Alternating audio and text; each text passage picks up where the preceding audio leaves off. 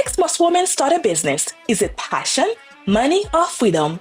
Welcome to the Female Founders, the podcast that takes you behind the scene with women who are founders and CEOs to help you start and scale a successful business of your own. I am your host, Nagilia de Ravin. Hello everyone and welcome to another episode of Female Founders. I am so excited to have Lynn Durham back on the show with me today. She is the founder of Create Magic at Work and award-winner coach. The first time I interviewed Amy, she was just starting out. Now, years later, she's built a team of coaches helping people lead with heart and stay grounded under pressure. She's also an author and podcast host who knows how to bring real peace into busy workplaces.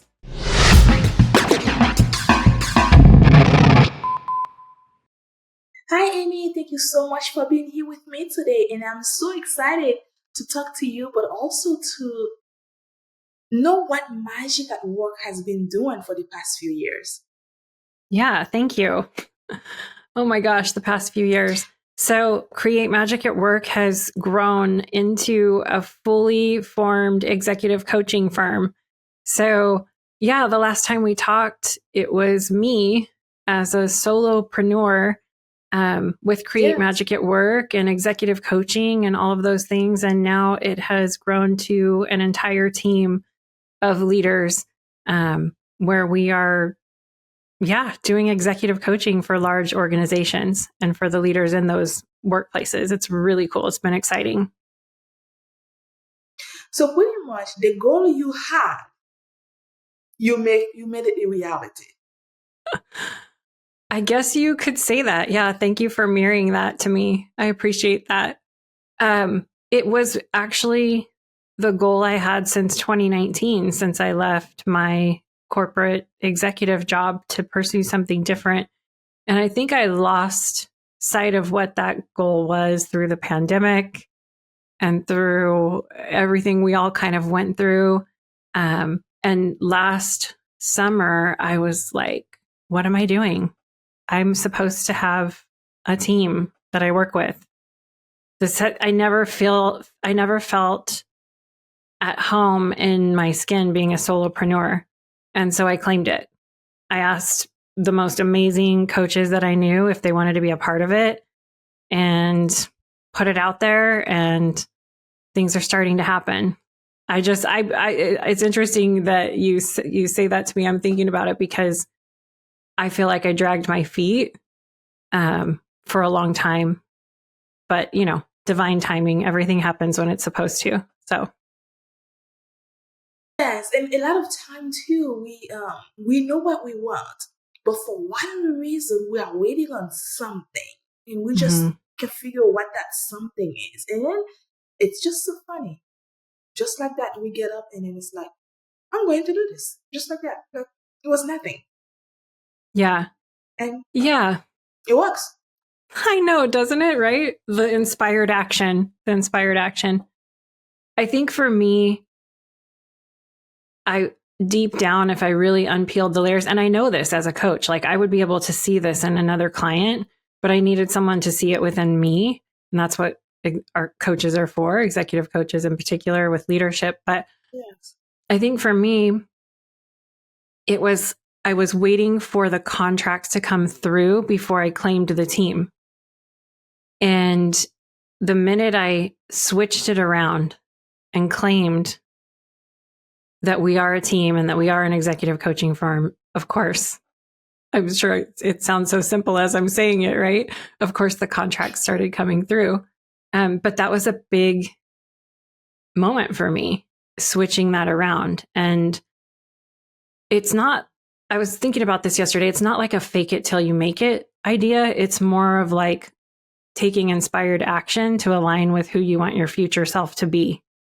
And I think I finally, like what you said, had that moment where I was like, I'm going to do this, whether I crash and burn or not. Yeah.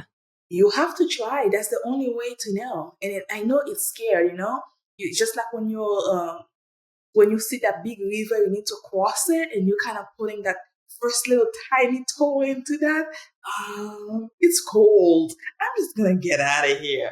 But You just gotta do it. And you see what happened. You know, you yourself, you saw it. It's like you wanted to do this, and then just like this, it's like, works. Yeah.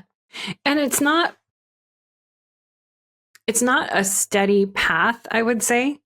I think that's something that needs to be said and people need to hear, is that whatever path we choose, there's always twists and turns and interesting characters and things that occur along the path that we're walking. But I think it's important to honor that path and look at the way that we walk it and the people that we meet and the funny things and the stressful things that happen along the way as part of our story, kind of part of our movie of the path we chose. And I think that adds a little more playfulness to it as we're going on that journey. Because I know when I left, yeah, sorry, go ahead. Oh, well, I was thinking, when I left my corporate job, there was a lot of influx into the coaching space around 2019 and 2020. And it was almost being positioned as like, break the chains of corporate, leave the corporate world and step into this, be free. And there was all this sort of marketing and buzz about leaving your corporate job and stepping into this, like these multi 5-figure, 6-figure months as a coach, and you're free from everything. And I think that might be true for a few people, but in my experience, that's not the way it works. I mean, this is a calling, this is a passion, that's misleading to some. And whatever path we choose, we have to have the spiritual intelligence to navigate that path. Meaning, how do I make the most wise and compassionate decisions for myself and for others a large percentage of time as I walk this path? You have me like getting all philosophical here, but yeah, that's. But you are right. Because when you get up, you quit that corporate job, then what? So let's say you're going to quit that corporate job. I'm going to become a business coach. All right, that's great, but what are you going to be doing? So you've been working in corporate for the past few years, let's say as an engineer, and now you're becoming a business coach. How does these two kind of like, so, and I think that's one of the issues a lot of people face, because they just walk away and then they don't have a plan and they don't even know what they want in the first place. My advice always, before you quit, get a coach. So good. That can guide you. Yeah, so good. That is one of the best pieces of advice you could give someone, is to get a coach, an executive coach, to help you transition. Because I actually planned on leaving my job for a year. I planned it out. It was this like life purpose thing I wanted to do. Looking back, I mean, every mistake is the perfect mistake for everyone, right? But if I look back and if I could change everything or change something, when I planned on leaving my job for a year, it was really about I had a little over 400 employees at the time. And it was really about, how do I want to leave my team? I want to leave them better than when I found them. It was kind of the idea. And I did all sorts of things to make sure that happened. I had a lot of team build activities. I never told anybody I was leaving. I just started incorporating these things, right? Took them on a lot of retreats, did a lot of special moments together. But the one thing that I didn't do was I didn't plan for myself. I had experienced a spiritual awakening deeply in my personal life in 2015. And I was really, really high on faith and hope, and just really excited, and just had this deep knowing that everything was going to work out for me the way that it should. Quote unquote should. And so if I look back, I would have planned a little bit more for myself as well as for others, on how I would have gotten a coach, like you said, to help me. but I just sort of dove into the entrepreneurial world. And I was really in a space in my life where I was very trusting with people. And I was in this space where I thought any person that arrived was like a blessing, and that they were here to help create magic at work, explode into the world, and it was going to be this amazing thing. Well, that's not the way it works. Because if you're aligning with the ebb and flow of life, one of the muscles that this was a learning moment for me, one of the muscles that I had to practice skill building was discernment. Is this a blessing that has arrived for me, or is this a distraction? And I had a lot of distractions that I said yes to, a lot of investments that I said yes to that later were, that was my lesson. That was a distraction. So it's definitely been an interesting path as an entrepreneur. It's so different from being a corporate executive, so different.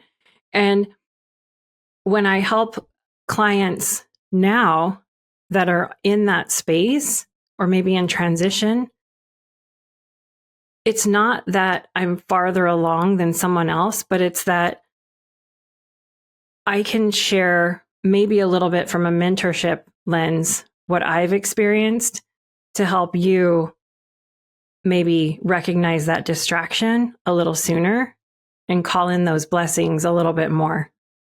So. And I like that because you went through it and you understand it. And you can feel the pain too when they're going through it, because don't get me wrong, it's fun to work for yourself. It's fun to own your own company. It's amazing when it actually works. But before that, it's a lot of ups and downs. And you're going to meet a lot of people that they don't have your best interest. They have their own interest into it. And you end up the one being hurt from it. But again, a coach like you, Amy, that went through it, that knows the signs and the things that can happen, it's great to have. And that experience, it's money cannot really, you can put a price on it. That's what I'm trying to say. You go to school, you learn something, that's great. But when you actually really experience it in the job, that's when you really work. And I think when you left corporate, you went through all that. And then to build up, that's when you really actually get the real lessons from everything.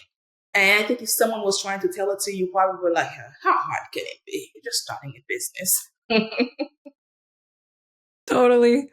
Yeah, I was just thinking as you were sharing that, I probably wouldn't have done it any other way. I tend to be one of those people that has to try everything and learn from what I personally experienced. But I'll tell you what, if I had an executive coach like myself back then that was able to maybe show me some blind spots and guide me in the right way, it would have been so helpful. So freaking helpful. Because the space I'm in today with being the head of an executive coaching team and firm, I mean, it just feels like I'm home now. And it would have been nice, again, I say this with grace and compassion for myself and for others, but it would have been nice to come home a little bit sooner with the help of a coach.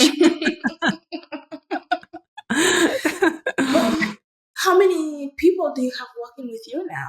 Yeah, I have a team of 8 coaches, and they're incredible. Wow, we are all trained from UC Berkeley, Haas School of Business. We all have our executive coaching certifications from there, also from the ICF, International Coach Federation. And we're deeply trained in ancient wisdom mixed with future sensing, elevated leadership tools. So we walk the path of the visionary, the warrior, the healer, and the teacher. Those are some of the teachings that we're rooted in and our values.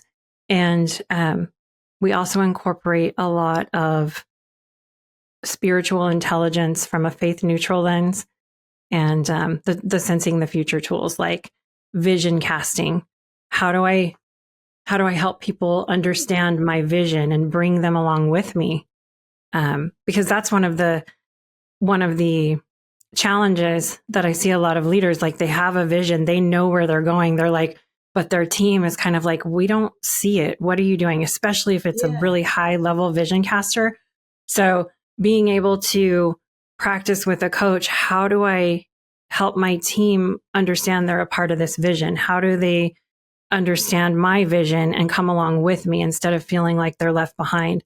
That's a big one in the future sensing piece, and bringing that into reality, manifesting that into reality is a big deal. So that's the Edgewalker. I call them the Edgewalker work. It's from Dr. Judy Neal.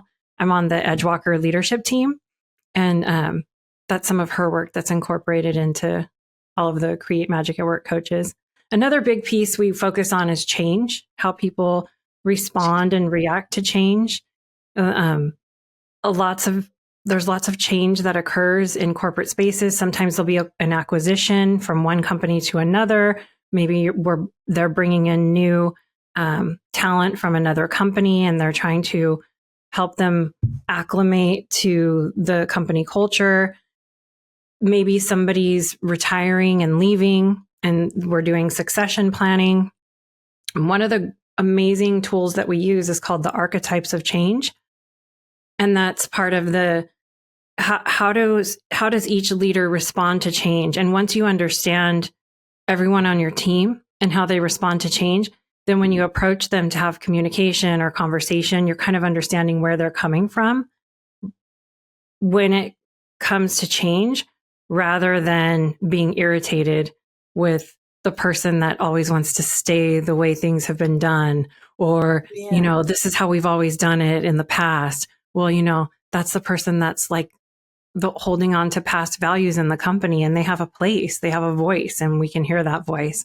And then there's the Edgewalker that comes in that wants to future sense and vision cast. So we play around with all these concepts, and it really helps leaders hone in on enhancing their decision making and having effective communication. And the transformation is incredible. It's incredible. It takes people out of defense. It takes people out of needing to feel like I'm right and you're wrong. And it puts them in a field of, how do we create a win-win here where everyone feels good? So that's just some of the work we do. So you talk a lot about leaders and in the executive teams, but do you also support, let's say, someone that's just starting a business, or someone that is not an executive but that loves to get to that level? 100%. Yeah, I think 50% of my clients are former corporate executives that are moving into a thought leader space, writing a book, wanting to start their own coaching packages, or start an experience like a workshop, or do some sort of public speaking. So a lot of my clients are in that space, and we're highly trained in teaching how to storytell to draw people in. Or one of my gifts is I can sit with a client in a session, and I can pinpoint as they're speaking, and after getting to know them, what their magical gift is. I can sense it. Sometimes I will get a flash, and then I'll put my mentorship hat on, and I'll share that with them. Here's what I'm seeing. Here's what I'm sensing. How does that land? And oftentimes it's just kind of naming what's bubbling under the surface. I have an incredible client that left the corporate space as well. She ended up writing an amazing book. She does leader hikes for leaders. She's an entrepreneur. And that was just all that magic that was bubbling up underneath her. She had been obsessed with paths her whole life. And so she'd taken pictures of everywhere she traveled. She was taking pictures of these beautiful photos of paths wherever she went. And she had collected them over the years. And now this is just in session. This all came up. And now this is a part of her business. She's got a leader paths deck that people can pull a card in. They're all the photos she's taken, and they get an inspirational method. She takes leaders on hikes and works through all the paths. I mean, it's the coolest thing what came out Yeah. of being in session, and pinpointing those magical gifts. And that is one of my favorite things with executive coaching, is working with people that are in transition like that from the corporate space. Love it. Yeah. But why did you have to mix so many different type of certificates together? Because I know you bring a little bit of spiritual. What's the purpose behind them all? Why mix them all together? Is there a connection there? Yeah. The connection there is with everything, with the spiritual intelligence, with the fourfold way is what it's called: the warrior, the teacher, the visionary, the healer. That's Dr. Angeles Arian's work. And then the Edgewalker work and the archetypes of change. They all blend completely together into a space that takes us beyond emotional intelligence. And it takes us into this space where we are connecting with a deeper sense of meaning in life. And we are connecting with something bigger than just ourselves. So all of this is rooted in ancient wisdom and truly quantum leadership, where we are here to make business decisions that not only impact our bank accounts and our clients, but that ripple out into our communities, into the planet, and into humanity itself. And that's what all of this is rooted in. So your book and podcast, they share the same name. And I was listening to a few of your episodes and also got your book, but you named them the same. How are they different and how they work together? Yeah, that's a good question. So the book was born first, Create Magic at Work. It's an activity book that I wrote for the beer drinking golf guys that I used to work with, that I always said had really big hearts, but needed a place to start with courage and vulnerability to do maybe a team build with their team or something. And I wanted the book to be super magical. So I wanted it to have this childlike, playful feel for leaders in the workplace that might be feeling like their soul's crushed going to work every day. So I had a Scholastic book editor edit it, which are those book fairs we used to go to as a kid. And then I had a magical artist put illustrations in it that are super magical. And then I had Chad Beckerman, who designed the Diary of a Wimpy Kid books. He designed the Create Magic at Work activity book. So I wanted people to hold the book and feel some sort of magic just when they held it, from all of the symbolism I sort of injected into it. And Chad and I it was during the height of COVID. He was in a New York City apartment, all quarantined up, and I was quarantined up. And we were playing around with the book cover, and we were like, should it be Creating Magic at Work? We were playing around with all these names, and we landed on Create Magic at Work. And so the company was born from there. The brand was born from there. And soon to be in September of 2021, I launched the podcast, Create Magic at Work. So everything is Create Magic at Work, and it just sort of stuck. And as you know, as an entrepreneur, for brand consistency, we just kept Create Magic at Work across the board, and it seems to be resonating with people. Yeah, and it's catchy. Yeah. Yeah. What's the meaning behind it for you? Oh, 100%. Everything that we talked about. First, it's two sides. It's like the light and fun and the whimsical and childlike playful feel. Like, let's create magic at work, right? That's what the activities are in the book. Because when you go through an executive coaching experience where we are incorporating some of these spiritually intelligent themes, or maybe these deeper inner work type themes, you want to have some fun while you're doing it, and you want to bring that lightness and playfulness to it. So I wanted to marry the two. It's this deeper inner work. So externally, you're showing you're a calm and healing presence. You're a wise and compassionate leader, but also you can have some fun doing it with some of the activities in the book. And really, they're just jumping off points for people, because I think we are all so much more creative and playful deep down inside than we give ourselves credit for. So my wish is that if anybody grabs Create Magic at Work and looks at the activities, I just hope it gives them some spark to take it even further with some ideas that they have. You talk a lot about compassion. Why is it important to you? Oh, it's so important. It's the cure to burnout for everyone. I believe it is the cure for burnout, wise and compassionate leadership. If you have both, Harvard Business Review came out with a study that if there's wise and compassionate leaders, burnout decreases 64%. You have to have both. And you have to be compassionate to yourself.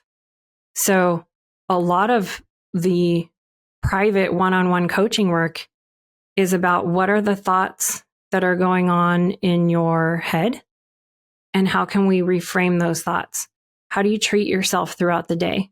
What's the automatic negative thoughts that are coming up for you, and how can we reframe them? Because if you can't have compassion for yourself, you cannot have it for others. So it starts with us, and it starts with the way we treat ourselves. And then it ripples out across. Data shows 10 times over. If you're operating from a high level space of wisdom and compassion, your team will elevate 10 times over. It's incredible. It is. You work a lot with leaders. Mm-hmm. So how do you help them stay calm and focused, especially during stressful times, Yeah. I have a framework I share. It's called Recognize, Repair, Recover. It's the 4 R's. Recognize, repair, recover, and radical self-forgiveness. So, yeah, we practice every day maintaining inner peace, making wise and compassionate decisions, even under great stress.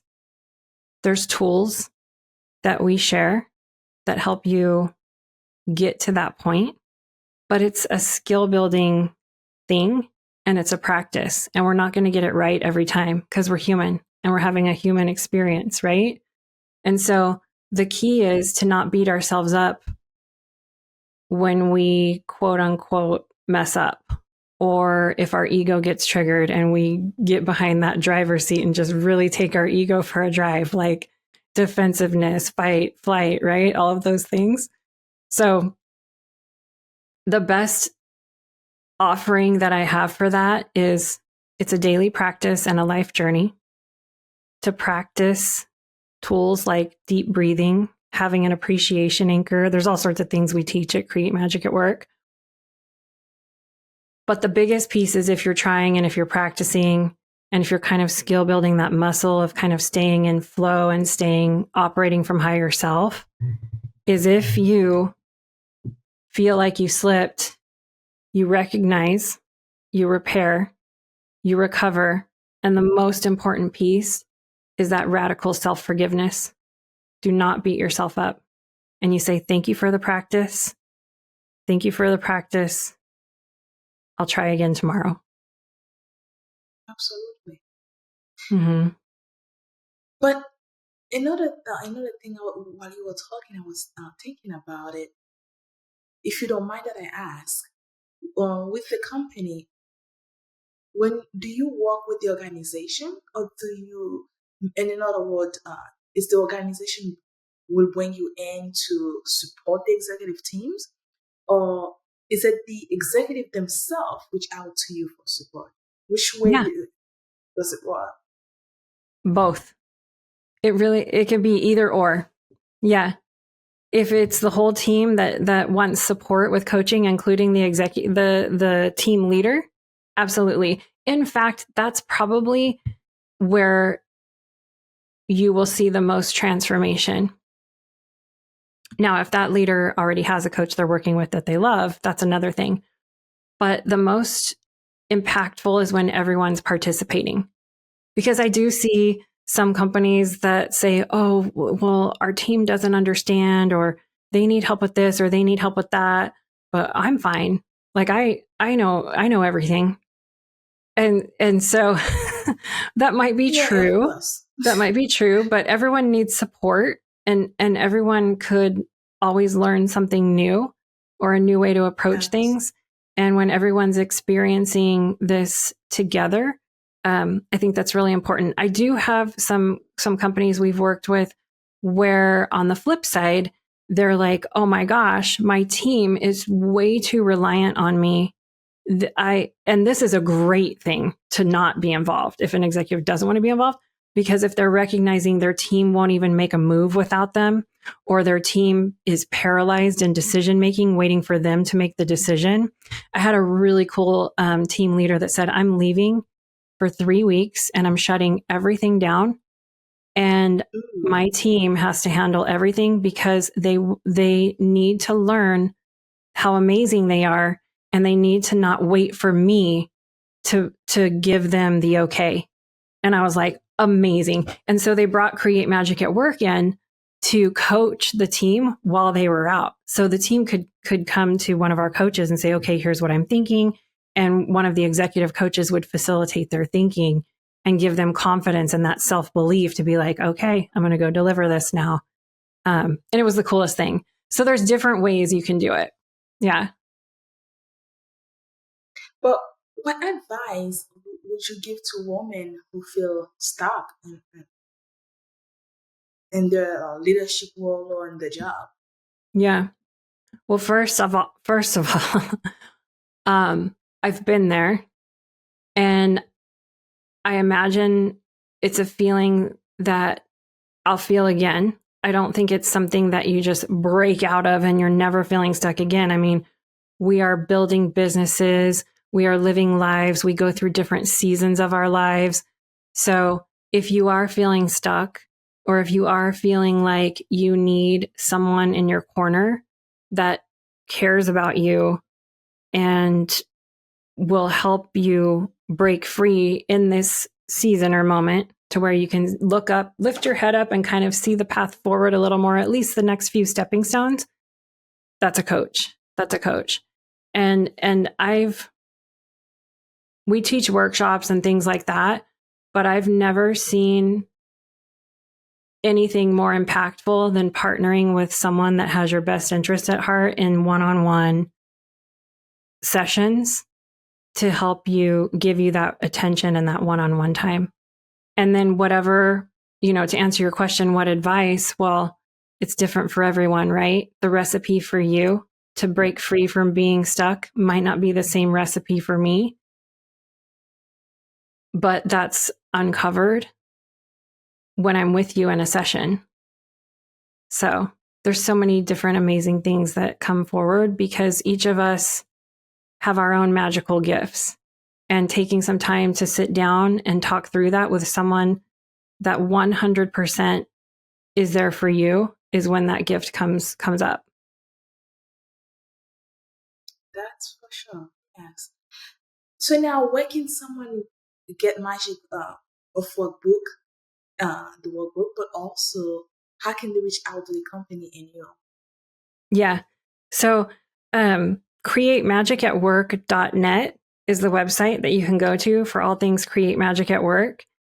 I highly recommend checking out the podcast. You can find it on Spotify, Apple, Create Magic at Work. If you love it, please leave a rating and review.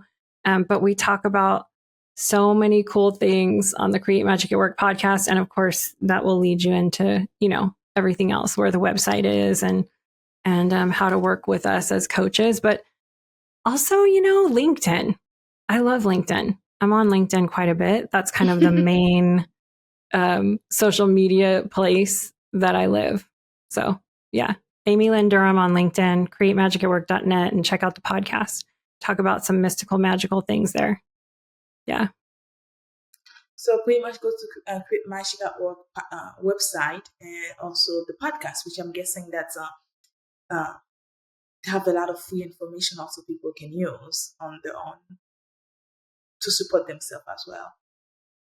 Yeah. And the podcast is really a cool, free resource because I have a lot of thought leaders that I interview, and there's a ton of helpful advice just literally straight from the podcast that can spark something within you to move forward or to feel like if you're stuck, shift you out of that. But can they also get the book at Create Magic? Oh, yes. At Thank you. Website also? Yeah. There's a shop on createmagicatwork.net. Just click shop and you'll see everything there. I have an activity book. I authored a journal prompt card deck for your career. And I also authored a daily prompt journal called Creating Career Magic. And that one's a really cool one. It was ranking really high for business, health, and stress on Amazon. So that was exciting. Lots of people buy the journal as gifts for their teams because you can just flip it open and it gives you a theme and coaching questions. And it's got some beautiful illustrations in it. So all kinds of magical tools available. Yeah. Now, Amy, if you could give someone one simple tip, what would that be? I think based on our conversation today, the one thing I would want to say is take a moment to be, capital B-E, and get really clear on what's important to you for this season of your life. Whether you have a coach help you do that, whether you do that on your own in some sort of ritual. In the spiritual intelligence space, we have an activity that we walk you through that helps you kind of author your values and then rank them in importance. But it's from a spiritual intelligence lens. It's incredible. It's the best values exercise I've ever seen because I know there's a lot out there. And then you're really clear on living in alignment with those values that you've ranked for this part of your life. They can change, right? Like maybe you have kids or maybe you get married, whatever, or maybe you get a different job. But for now, if you're really clear, like, no, this is what's most important to me. And then you commit to yourself to make your decisions in your life based off what you found is most important to you, you will, by default, have much more inner peace in your life than you had before you did that. Because you'll be living in alignment with who you said you are, who you say you are. And when I was kind of looking back into when I first talked to you, and you create magic at work, right? And in my head, the only thing I can think of is magic at work. That's what she's doing. She's bringing magic at work, and she's helping them create it. So if you hear me, sometimes I will just say magic at work, is because that's how I see it.